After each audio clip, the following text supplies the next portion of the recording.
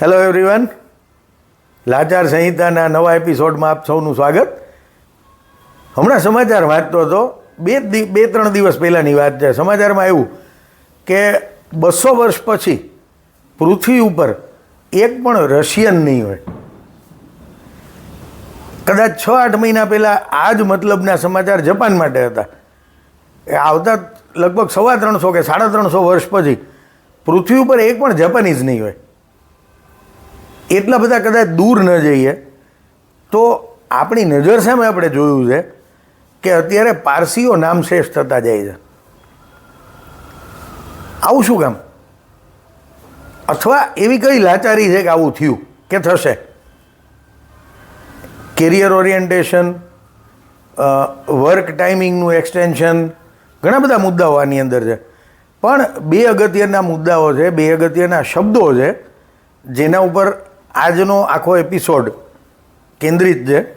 લાચાર સંહિતાનો બે શબ્દો છે, એબ્રિવેટેડ ફોર્મમાં કહું તો. એક છે DISC ડિસ્ક અને બીજો છે DINC ડિંક.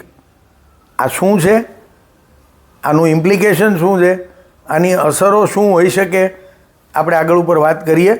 પણ એ પહેલાં મારી ટેવ પ્રમાણે મને ખબર છે કે તમને યાદ છે કે આપણે ન્યૂઝવાલા મીડિયાને યુટ્યુબ ઉપર લાઈક કરવાની છે, સબસ્ક્રાઈબ કરવાની છે, બેલ આઇકન દબાવવાનો છે અને એપિસોડ ગમે તો આપણા મિત્ર વર્તુળમાં શેર કરવાનો છે. એટલે હું આ વાતની તમને યાદી નથી આપતો.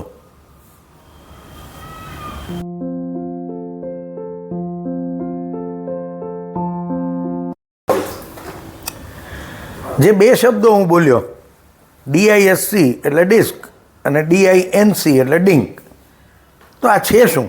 આ કઈ જાતની ટર્મિનોલોજી છે? વર્ષો પહેલાંની વાત કરું તો જ્યારે અમે યંગ હતા, જ્યારે અમારા સંસારની શરૂઆત હતી, એ વખતે ડિસ્ક એ શબ્દ ધીમે ધીમે ચલણમાં આવતો હતો. ફૂલ ફોર્મ કહું તો DISC stands for double income and single child. બે માણસ કમાતા હોય અને એક સંતાન હોય. ઇવન મારા ખુદના સંસારની વાત કરું તો પણ એ જ ઘટના છે. બે વ્યક્તિઓ કમાતી હતી, હું અને મારા પત્ની, અને અમારે એક જ સંતાન, એક દીકરો. એનાથી થોડો પાછળના ભૂતકાળમાં જાઉં એટલે આગલી પેઢીની વાત કરું તો મારા પપ્પાને એ લોકો 3 ભાઈઓ. મારા શ્વશુર પક્ષની વાત કરું, ઇવન મારી વાત કરું, હું અને મારી બેન, એટલે અમે મારા પિતાશ્રીના અમે 2 સંતાનો. અને મારા સસરા પક્ષની વાત કરું તો મારા પત્નીને એ લોકો 5 બહેનો. એટલે એક પ્રકારનું જે આપણા વડીલો જે શબ્દ વાપરતા કે હર્યું ભર્યું ઘર હતું, અથવા જ્યારે આપણે કોઈક વિદાય થઈને બોલે કે લીલીવાડી હતી, તો આ પરિસ્થિતિ હતી. સમય જતાં જતાં આગળ ચાલતા ચાલતા એવી પરિસ્થિતિ થઈ કે અમારી જ વાત કરું તો મારા ખુદને, જેમ મેં કીધું એમ, મારે પોતાને એક સંતાન છે, મારી બેનને પણ એક સંતાન છે, અને મારા પત્નીની જે બહેનો છે એમને પણ એક સંતાન છે.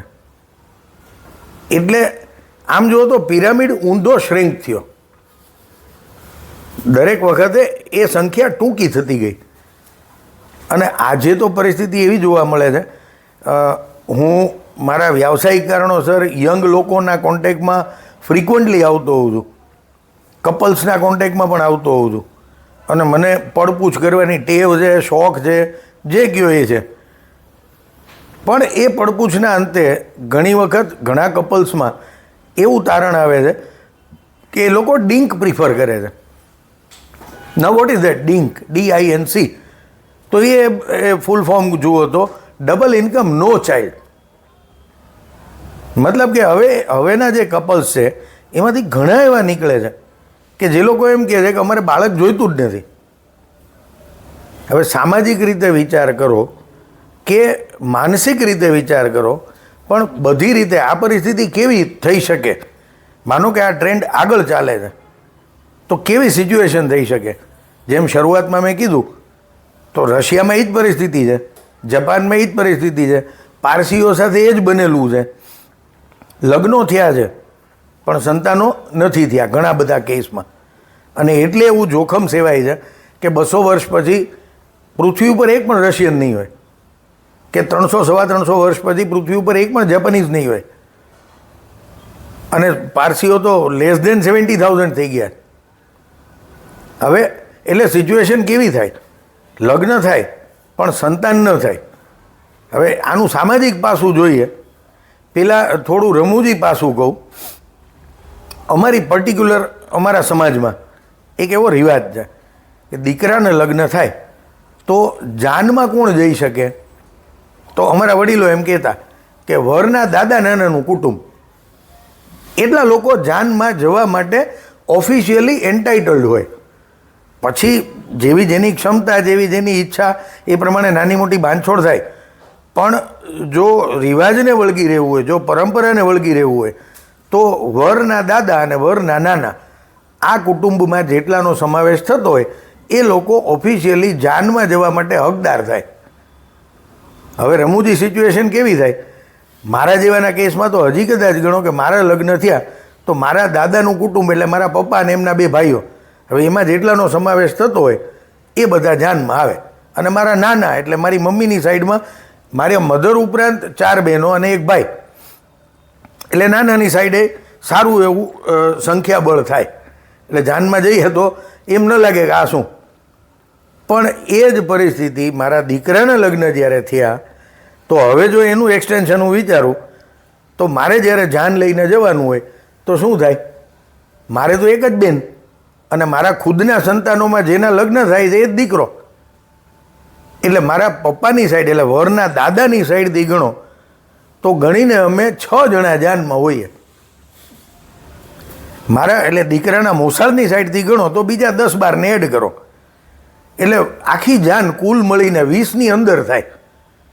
અને પછી હું આ જ્યારે મને વિચાર આવ્યો ને ત્યારે હું આગળ આ વિચારને ચલાવતો હતો કે સપોઝ મારા દીકરાના લગ્ન કોઈ એવી છોકરી સાથે જાય કે જે છોકરી પોતે પણ ડિસ્ક હોય, ડિસ્કમાંનો એક ભાગ હોય, એટલે ડબલ ઇન્કમ સિંગલ ચાઇલ્ડ.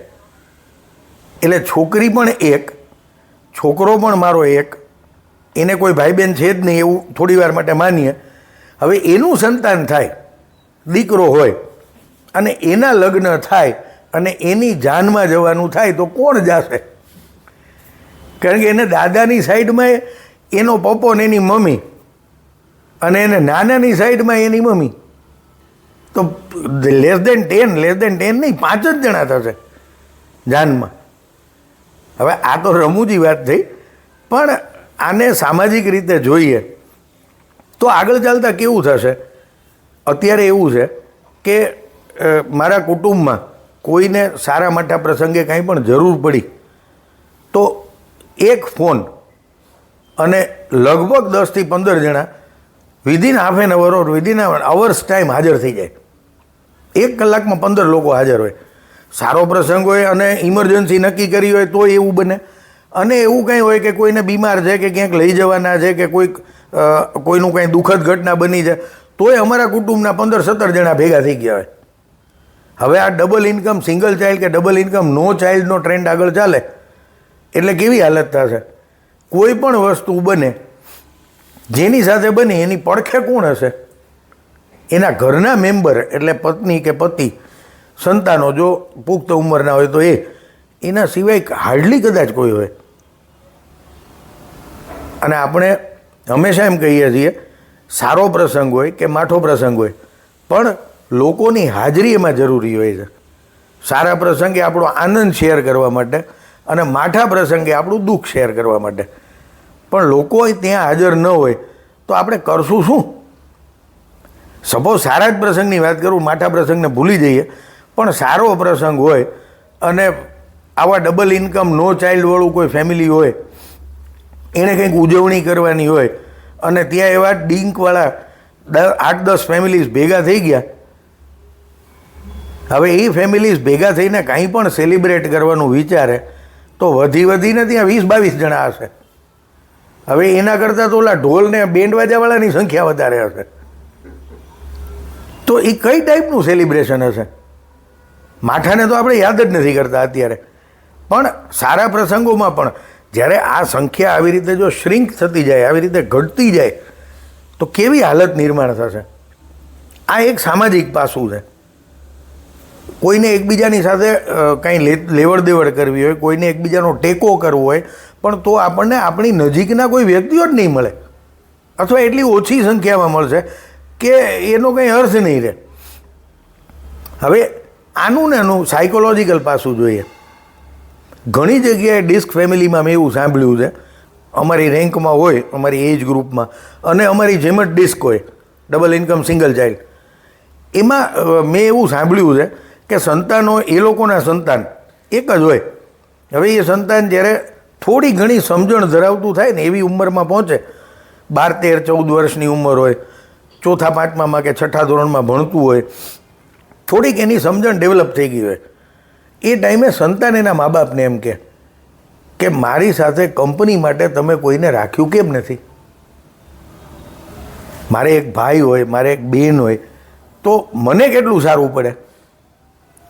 કારણ કે હવે હું વારંવાર ઘણી જગ્યાએ કહેતો હોઉં છું, હવેની જેમ જેમ જનરેશન આગળ ચાલે છે ને, એમ આપણે ગમે એ બોલીએ, આપણે ગમે એ વિચારીએ, પણ જેમ નવી જનરેશન આવે છે એમ એનું આઈક્યુ લેવલ વધુ ને વધુ ઊંચું થતું જાય છે. એટલે જે વસ્તુઓ આપણે કે આપણા બાપ દાદા વિચારી નહોતા શકતા, એ વસ્તુઓ અત્યારની જનરેશન કે એની નેક્સ્ટ ફોર્થકમિંગ જનરેશન એ બોલે છે.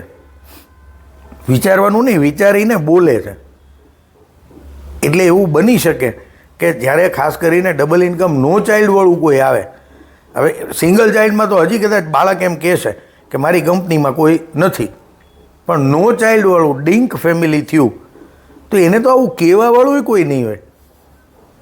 અને એને જે દિવસે ક્યાંક જરૂર પડી તે દિવસે કોને ગોતવા જશે? હમણાં હું જ એક અમારા મિત્રને કહેતો હતો, એણે મને એવું કીધું, હમણાં હું નોકરીમાંથી રિટાયર થયો થોડા સમય પહેલાં, એટલે એમણે, મારા ફ્રેન્ડે એવું કીધું મને કે હવે છે ને એ રિટાયર થયા, બીજા 2-4 રિટાયર થયા, અમે બધા એક ફંક્શનમાં ભેગા થયા હતા. એટલે અંદરો અંદરની વાતચીતમાં એક ફ્રેન્ડે મને કીધું, મને કે આપણે ભલે રિટાયર થઈ ગયા, ઓફિસમાં હતા ત્યારે આપણો રેગ્યુલર કોન્ટેક્ટ હતો, પણ હવે આપણે એવું કરશું, ભલે રિટાયર થઈ ગયા તો એ આપણે એકબીજાનો કોન્ટેક્ટ ચાલુ રાખશું. શું કામ?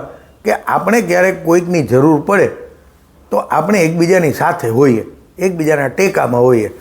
એટલે મેં તરત એમને કીધું, મેં કીધું દોસ્ત, આપણે ટેકામાં હશું, પણ ક્યારે ખબર છે? જ્યારે તમારે 80ની ઉંમરે જરૂર પડશે ને હું 79નો હોય ત્યારે હું કઈ રીતે તમને ટેકો કરી શકીશ?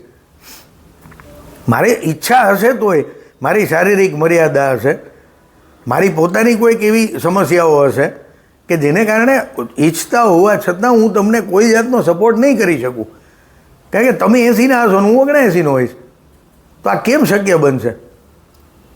એટલે લાચારીની મારી વાત એ હતી કે આ જે લોકો વિચારે છે, ડિસ્ક નહીં, સોરી, અત્યારનું ડિંક જે લોકો વિચારે છે double income with no child, પણ એ લોકોની એ વિચારવા પાછળનું એક લોજિક છે, એક કોન્ક્રીટ રીઝન છે.